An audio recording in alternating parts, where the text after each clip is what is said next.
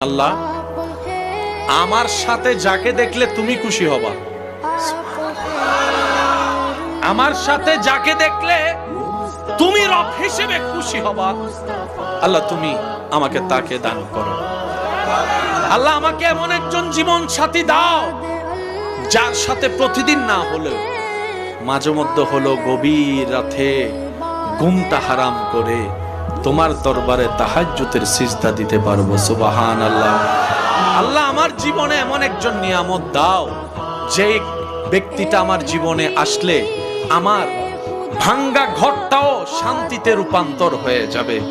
আল্লাহ আমার জীবনে এমন একজন সাথী দাও যেই সাথীর পেট থেকে, যার মাধ্যম থেকে আল্লাহ তোমার প্রিয় বান্দা আও ওয়ালাদিন সালিহিন ইয়াদউ লাহু এমন সন্তান দুনিয়াতে আসবে, এমন নেককার জীবন পার্টনার আমাকে দাও। বলেন সুবহানাল্লাহ।